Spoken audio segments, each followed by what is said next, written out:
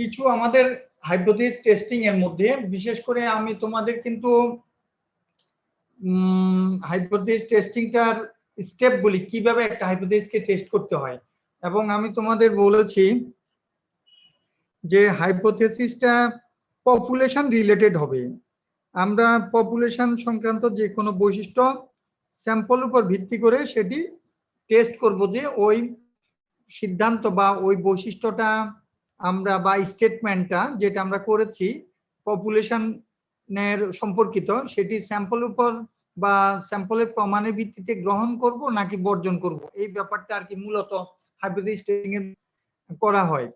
তো আমাদের এখানে যেমন ধরো তোমাদের ক্লাসে যতজন আছো তাদের মধ্যে তাদের গড় ওজন কত, তো তোমাদের ক্লাসে যতজন আছো সবাই আমার পপুলেশন, আর একজনও যদি কম থাকে তাহলে এটা স্যাম্পল হয়ে যাবে। এখন আমি ধরো অনুমান করে বললাম যে তোমাদের ক্লাসের ছাত্রছাত্রীদের গড় ওজন হলো 55 কেজি। তো এই 55 কেজি আমি বললাম, এটি এখন আমি তো অনুমান করেছি, কিন্তু এই অনুমানটা অ্যাকসেপ্ট করবো না রিজেক্ট করব এই সিদ্ধান্তটা আমাদের তখন নেওয়ার জন্য একটা স্যাম্পল ড্র করতে হবে তোমাদের থেকে, তারপর এটার ভিত্তিতে আমরা টেস্ট করব। তাই এখানে কি করা হয়, প্রথমে যেমন ধরো আমরা একটা নাল হাইপোথিসিস আমাদের সেটআপ করতে হবে। নাল হাইপোথিসিস আমাদের সেটআপ করতে হবে কি রকম, পপুলেশন মিন কে এখানে যে গড় ওজন তোমাদের বলছি এটা পপুলেশন মিন, এটা আমরা 55 কেজি বললাম, 55 কেজি। এই 55 কেজি অল্টারনেটিভ হাইপোথিসিসটা আমরা ওটাকে H1 দিয়ে ডিনোট করে আমরা বললাম mu is not is equal two 55। ওকে, এখানে তাহলে আমাদের প্রথমে হাইপোথিসিস টেস্টিং আমি তোমাদের শিখিয়েছি করতে হবে, প্রথম নাল হাইপোথিসিস তারপর অল্টারনেটিভ হাইপোথিসিস, তারপর তোমাকে একটা টেস্ট স্ট্যাটিস্টিক এটা টেস্ট করব, এটা টি টেস্ট হবে, টেস্ট হবে না এফ টেস্ট হবে, হ্যাঁ না কাই স্কয়ার টেস্ট হবে, এটার উপর আমাদের জানতে হবে। যেমন মিলে সাধারণত আমরা টি টেস্ট বা টেস্ট করে থাকি। এখন দেখো এই জায়গায় একটা কথা আছে, যদি আমাদের পপুলেশন স্ট্যান্ডার্ড ডেভিয়েশনটা জানা থাকে তাহলে তো আমাদের স্যাম্পল সাইজ যাই হোক কিছু আসে যায় না, আমরা সর্বাবস্থায় নরমাল টেস্ট বা জেড টেস্ট করতে পারবো। কিন্তু অনেক সময় পপুলেশন স্ট্যান্ডার্ড ডেভিয়েশন বা ভেরিয়েন্স জানা থাকে না, এই অবস্থায় আমাদেরকে কি করতে হবে, আমাদের স্যাম্পল সাইজের কথা চিন্তা করতে, স্যাম্পল সাইজ যখন পপুলেশন স্ট্যান্ডার্ড ডেভিয়েশন বা পপুলেশন ভেরিয়েন্স অর্থাৎ তোমাদের ক্লাসে যতজন আছো সবার ডাটা যদি জানা থাকে এবং তাদের ডাটা জানা না থাকলেও কিছু আসে না, যদি তাদের ডাটা জানা থাকার দরকারই নাই, আমরা তো গড় ওজন বের করে ফেলতে পারি, ডাটা জানা থাকবে না কিন্তু পপুলেশন ভেরিয়েন্স বা স্ট্যান্ডার্ড ডেভিয়েশনটা তোমার জানা আছে, তাহলে আমরা কি করব, স্যাম্পল সাইজ যাই হোক না কেন ছোট হোক বড় হোক কিছু আসে যায় না, আমরা সর্বাবস্থায় নরমাল টেস্ট বা জেড টেস্ট করব। আচ্ছা, যদি পপুলেশন ভেরিয়েন্স জানা না থাকে বা স্ট্যান্ডার্ড ডেভিয়েশন জানা না থাকে তখন আমরা স্যাম্পল সাইজ কত সেটার উপর ভিত্তি করে টি টেস্ট করব না জেড টেস্ট করব এটা নিয়ে সিদ্ধান্ত নিতে হবে। যদি স্যাম্পল সাইজ সে অবস্থায় 30-এর সমান বা তার বেশি হয় তাহলে জেড টেস্ট করব, আর যদি 30-এর কম হয় তাহলে টি টেস্ট করব। কথাটা বোঝার চেষ্টা করো, আবার বলছি, আমরা আমাদের পপুলেশন তো জানা নেই নিঃসন্দেহে, তাহলে তো আমরা হাইপোথিসিস টেস্ট করার দরকার নেই জানা থাকলে, কিন্তু এই পপুলেশন জানা নাই ঠিক আছে, কিন্তু পপুলেশন ভেরিয়েন্স বা স্ট্যান্ডার্ড ডেভিয়েশন পপুলেশনের ওই ডাটাগুলির সেটা জানা থাকতে হবে, তাহলে যদি জানা থাকে তাহলে আমরা জেড টেস্ট করব স্যাম্পল সাইজ যাই হোক না কেন। কিন্তু যদি জানা না থাকে তাহলে আমাদের দুইটা কেস বিবেচনা করতে হবে, সেই ক্ষেত্রে জানা না থাকলে ভেরিয়েন্সটা পপুলেশন ভেরিয়েন্সটা স্যাম্পল সাইজ যদি 30-এর কম হয় তাহলে টি টেস্ট করব, আর যদি 30-এর উপরে হয় বা সমান হয় তাহলে আমরা জেড টেস্ট করব সিদ্ধান্ত। এখন দেখো আমরা জেড করি আর টি করি, দেখো সে অবস্থায় আমরা যদি এখন ধরো জানা নেই, আমি জানা নেই যদি বলি, তাহলে টি টেস্ট করব। টি টেস্ট করলে আমাদের টেস্ট স্ট্যাটিস্টিক, এটাকে বলা হয় test statistic. Test statistic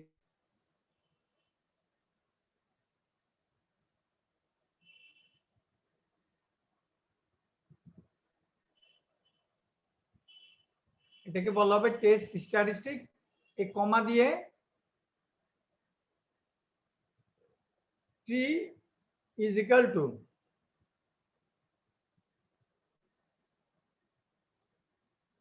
x bar sample mean minus এই যে 55 কেজি ধরলা না, এই 55 কেজি লিখতে হবে। এটা হলো নাল হাইপোথিসিসের যে মানটা আমরা পেলাম, এই যে ধরলাম এটা, ডিভাইড বাই এস নিচে root over of sample size, এটাই। তাহলে আমরা এখানে এসটার মানটা আমাদের ডাটা থেকে বের করে নিতে হবে। এই এস এর মানটা কিভাবে বের করব? এই স্যাম্পল ডাটা থেকে বের করব। S is equal to root over of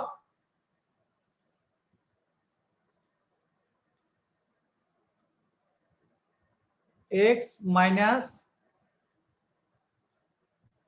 x bar whole square divide by N minus 1।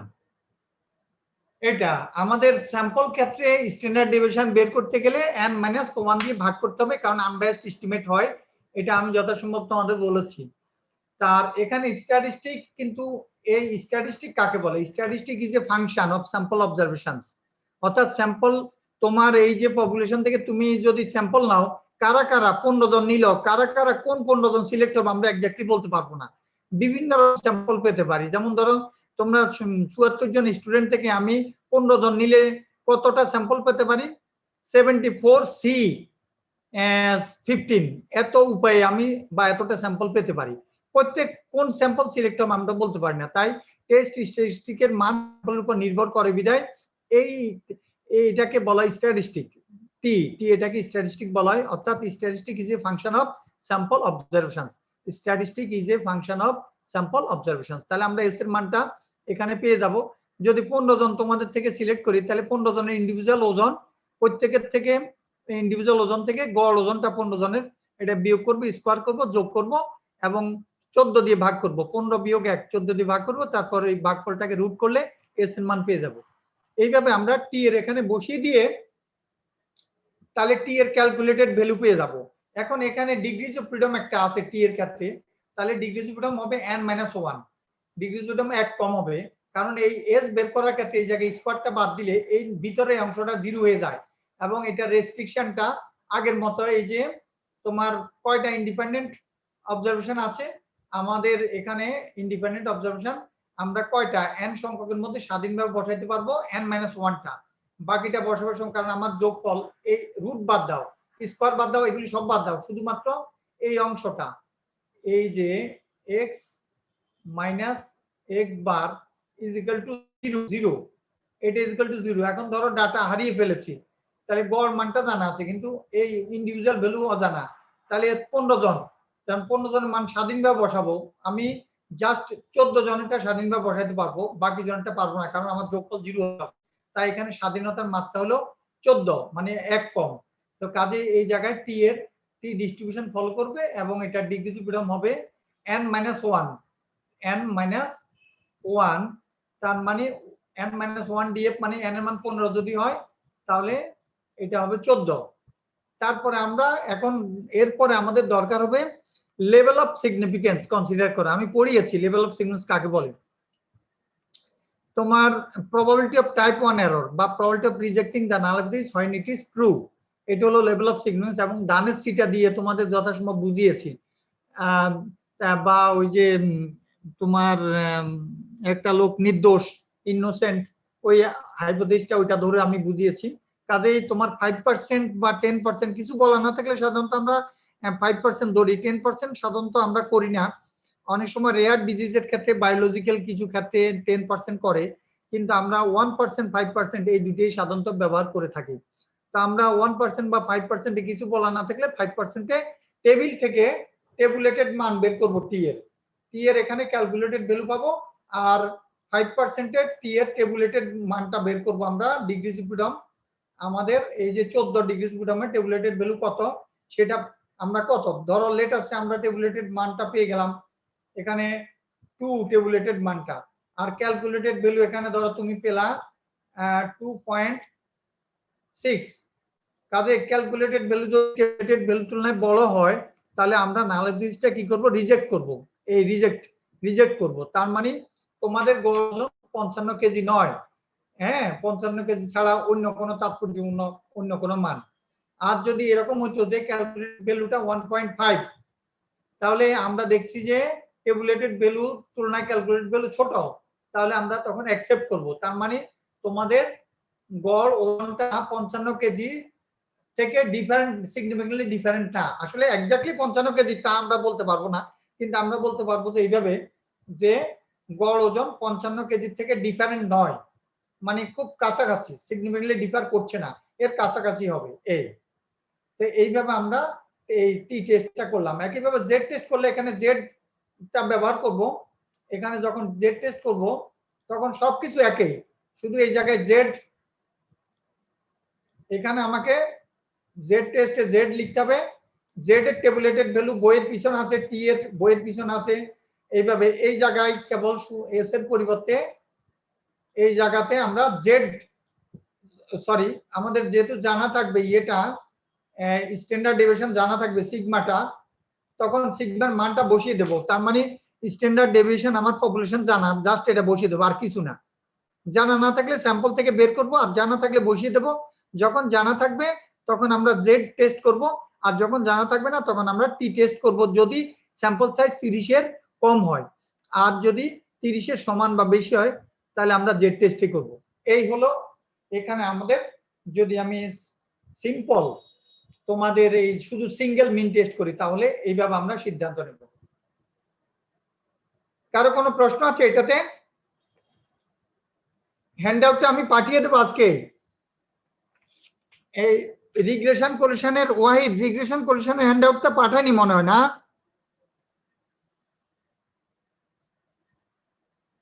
Wahid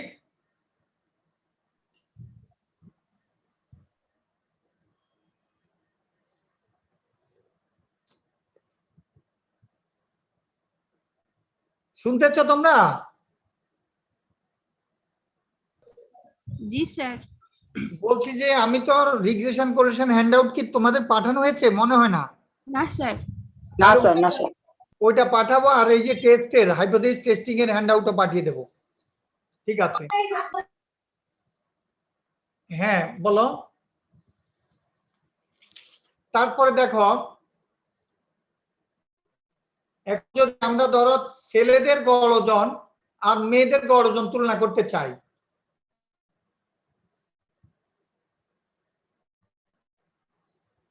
একটু ফ্রেশ করে নিচ্ছি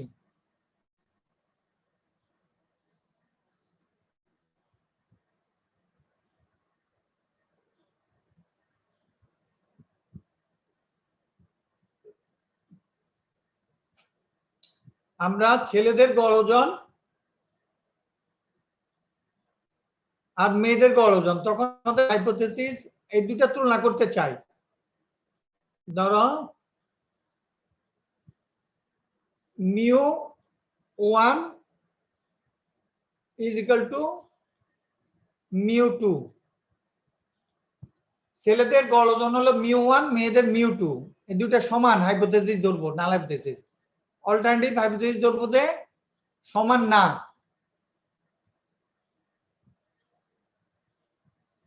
সমান না মিউ লেখাটা সুন্দর হচ্ছে না এখানেও টেস্ট স্ট্যাটিস্টিকের কথাটা আমাদের আগের মতো টেস্ট স্ট্যাটিস্টিক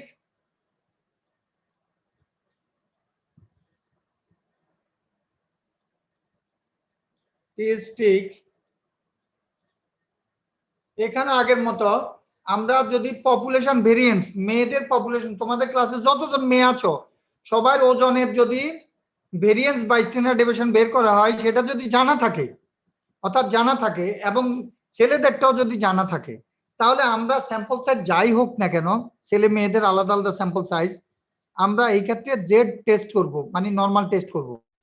আর যদি জানা না থাকে তখন আগের মতো স্যাম্পল সাইজ যদি 30-এর উভয়টা 30-এর উপরে হয় বা সমান হয় তাহলে আমরা জেড টেস্ট করব। আর যদি 30-এর কম হয় তাহলে আমরা টি টেস্ট করব। ঠিক আছে? যদি পপুলেশন ভেরিয়েন্স জানা থাকে বা স্ট্যান্ডার্ড ডেভিয়েশন জানা থাকে তাহলে স্যাম্পল সাইজ ছোট হোক বড় হোক কিছু আসে যায় না, অলওয়েজ নর্মাল টেস্ট বা জেড টেস্ট করব।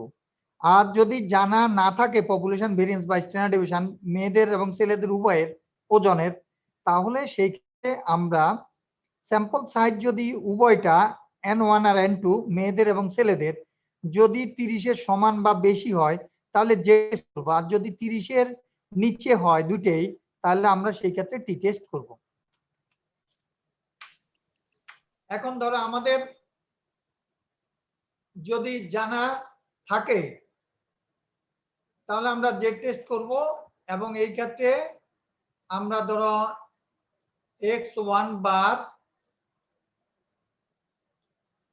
x2 বার আর এখানে √2 অফ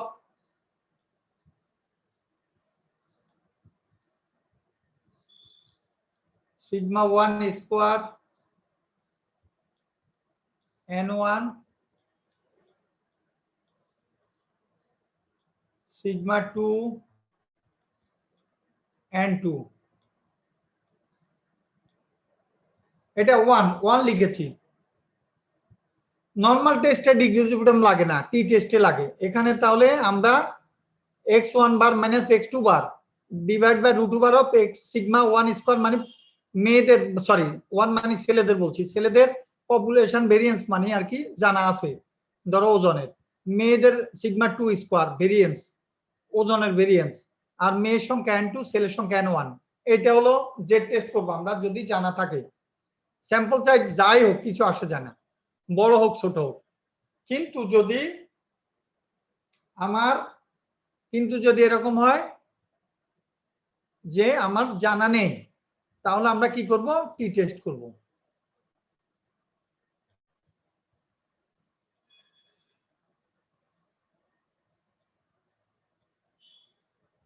তখন আমাদের এই জায়গাতে একটু ভিন্নতা আছে।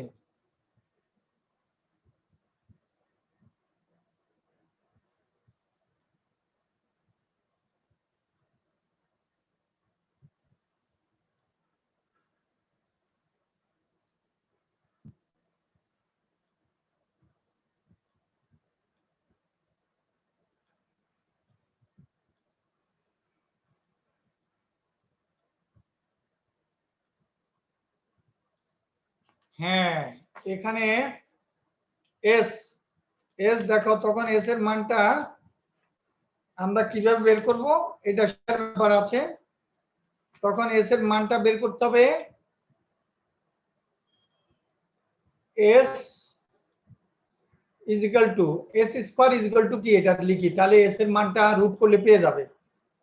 এটা পাবো আমরা n1 minus 1 s1 square plus n2 minus 1 s2 square divide by n1 plus n2 minus 2। এটা হলো, এখন দেখো s1 হলো মেয়েদের যে স্যাম্পলটা নেব, ধরো 15 জন মেয়ে নিলাম, বা হ্যাঁ 15 জন মেয়ে নিলাম, এই 15 জন মেয়ের যে ওজন, সে ওজনের ওই যে আমরা যে সূত্রটা ব্যবহার করেছি, এই যে s1 ইজ ইকুয়াল টু, তখন কি হবে s1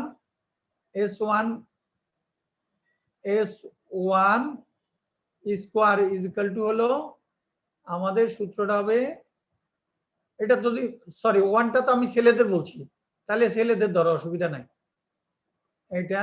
আর এখানে হবে সামেশন অফ x1 ছেলেদের ক্ষেত্রে ওজন, ছেলেদের গড় ওজন ওই যে কয়জন নিলাম স্কোয়ার, বাস এই সূত্র ব্যবহার করে ছেলেদের যে গড় ওজনের S1 স্কোয়ার পেয়ে যাব। একইভাবে যখন মেয়েদের ক্ষেত্রে তখন এটা S2 লিখবো, এটা N2 লিখবো, এটা X2 লিখবো, এটা X2 বার, আর কিছুই না, দিয়ে আমরা এই S এর মান পেয়ে যাব। তবে এইটা কখন ব্যবহার করব S কখন, যে আমাদের ধরা হবে যে মেয়েদের ভেরিয়েন্স ওজনের আর ছেলেদের ভেরিয়েন্স সমান, পপুলেশন ভেরিয়েন্স সমান, এই অ্যাজাম্পশনের ভিত্তিতে এই টি টেস্টটা করা হচ্ছে সমান। এবং এই ক্ষেত্রে আমরা তাহলে বলেছি যে স্যাম্পল সাইজ 30 এর কম হলে তখন আমরা টি টেস্ট করব এবং এস এর মানটা এইভাবে বের করব, S1 আর S2 বের করে তারপর এস এর মান বের করে বসিয়ে দেব। আর X1 মানে ছেলেদের গড় ওজন স্যাম্পল থেকে, আর X2 মেয়েদের গড় ওজন স্যাম্পল থেকে বসিয়ে টি এর মান পেয়ে যাব। একইভাবে টি এর ক্যালকুলেটেড ভ্যালু এটা, এখান থেকে আমরা যেটা পাবো এটা হলো টি এর ক্যালকুলেটেড ভ্যালু। আর টি এর এখানে ডিগ্রিজ অফ ফ্রিডম কত হবে, টি এর ডিগ্রিজ অফ ফ্রিডম হবে, এটা টি ডিস্ট্রিবিউশন ফলো করবে, ডিগ্রিজ অফ ফ্রিডম হবে n1 প্লাস n2 মাইনাস 2, এটা হবে degrees of freedom, n1 plus n2 minus 2 এটা হলো ডিগ্রিজ অফ ফ্রিডম হবে। এবং টি এর আমরা 5% বা 1% লেভেলে টেবিল থেকে, বইয়ের পিছন টেবিল আছে, তোমরা যখন প্র্যাকটিক্যাল করবে তোমাদের টেবিল দিয়ে দেওয়া হবে, সেই টেবিল থেকে আমরা ট্যাবুলেটেড ভ্যালু বের করব। ক্যালকুলেটেড ভ্যালু যদি ক্যালকুলেটেড ভ্যালুর তুলনায় বড় বা সমান হয় নাল হাইপোথিসিসটা রিজেক্ট করব, অর্থাৎ সমান না, মেয়েদের গড় ওজন আর ছেলেদের গড় ওজন সমান না, আর সিগনিফিকেন্ট ডিফারেন্স আছে বলবো। এই হলো মূলত টেস্ট। তো ঠিক আছে, আমি আজকে এখানে রাখছি, আমার অ্যাটেন্ডেন্স নিয়ে তোমাদের ছেড়ে দিয়ে ইয়েতে ঢুকতে হবে, বোর্ডে ঢুকতে হবে। রবিবারে আমরা আশা করি একটু টেস্ট কমপ্লিট শেষ করে দেবো আর কি, এবং এরপর আমরা প্রবাবিলিটি ডিস্ট্রিবিউশন ধরবো, তাহলে আমাদের সিলেবাস মোটামুটি বা শেষের দিকে চলে যাবে। প্রবাবিলিটি এবং প্রবাবিলিটি ডিস্ট্রিবিউশন। তোমরা কতজন ঢুকেছো? 45 জন।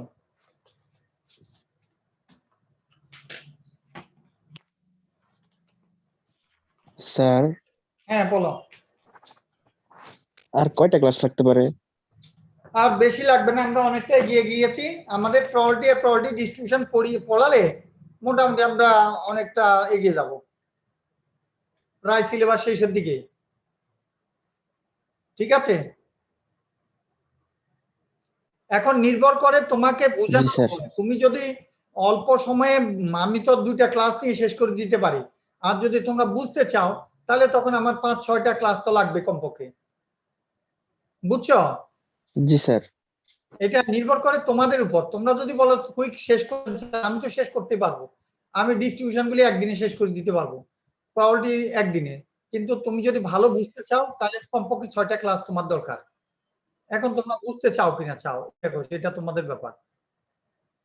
ভালো যদি বুঝতে চাও, দীর্ঘ সময় নিয়ে উদাহরণ দিয়ে বিভিন্ন ভাবে বুঝানো, তাহলে একটু সময় দিতে হবে। ঠিক আছে? জি স্যার। আচ্ছা, যেহেতু সবকিছু তোমরা বুঝার চেষ্টা করেছো, এই বাকি এই শেষ অংশগুলিও তোমরা বুঝার চেষ্টা করো ভালো করে, তাহলে তোমরা ভবিষ্যতে তোমরা লাভবান হবে। Attention please. 1, একটু তাড়াতাড়ি দিতে হবে তোমাদের প্লিজ। 1, উপমা। উপমা তোমরা একটু হেল্প করিও। স্যার ওইটা আলপনা স্যার। হ্যাঁ সরি, আলপনা, সরি ভুল বলছি, আলপনা আছে? জি স্যার। জি স্যার। 2, 3, তোমরা একটু হেল্প করো, আমি তাড়াহুড়া করছি। 3, 4, ওয়াইড আছো? স্যার 3 আছে স্যার, নেট প্রবলেম। হ্যাঁ ঠিক আছে 5 স্যার 3 আছে 3 আছে দিয়ে দিলাম 5 5 আছো না স্যার 04 04 তো দিয়েছি 5 আছো শান্ত 9 Yes, sir. 11 মির্জা আছে স্যার 12 আছে sir 14 মুসলুদ্দিন 14 Yes, sir. Asi, sir, 14. ঠিক G, আছে। sir, 14. Asi, দিয়েছি sir. দিয়েছি স্যার দিয়েছি গালিব 15 Present, গালিব sir. আচ্ছা 17 जी sir, present sir. 18 yes sir আছে স্যার 19 19 অর্ণব নেই আছে স্যার দেখা যাচ্ছে স্যার রেসপন্স করতে পারছে না মনে হয় ওকে 23 ওয়ালিদ 14 সরি 24 24 নেই 25 26 26 27 Yes, sir. 26 আছো নেই 27 দিলাম ঠিক আছে 29 Yes, sir. আছো ওকে জুবাইর আছো ঠিক আছে ইয়াকুব আছো Yes, sir. जी sir. ঠিক আছে ফাহিম শাহরিয়ার ফাহিম আছো আলামিন जी sir. Nahid Yes, sir. জামান আছো তাজমিনা জামান Yes, sir. শমিকা বিশ্বাস শমিকা শমিকা আছো মনে Yes, হচ্ছে sir. আচ্ছা Yes, sir. দিয়েছি স্যার 38 রেদওয়ান ইয়েস স্যার আছে sir Sadia Yes, sir. Ajmer Ajmer 40 আছো 40 Ji, sir. Ase. ঠিক আছে 41 Yes sir. Yes sir, 41. হ্যাঁ দিয়েছি 42 আছো 44 Yes, sir. 44 আছে 45 Yes, sir. 48 Fazia 48 absent 50 Yes, sir. আচ্ছা 51 Yes, sir. Sir 40 sir net connection চলে গেছিল স্যার আচ্ছা 40 কোথায় 40 তো দিয়েছি 40 দিয়েছি আচ্ছা 52 55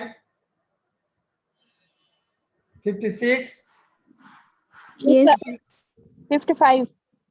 55 দিলাম যাও 56 56. जी sir. আসো Cynthia 58 Asif Alamgir Jahangir Alam 59 yes sir okay 59 দিলাম 60 Yes, sir. 61 Yes, sir. 62 Mamunur Rashid 63 দোহা নাই জয় দাস নেই তানিয়া নেই আছে স্যার আছে আচ্ছা তানবীরুল ইসলাম 67 তানবীর স্যার রেসপন্স করতে পারে না স্যার ওর ফোনে মাইক্রোফোনের সমস্যা এই জন্য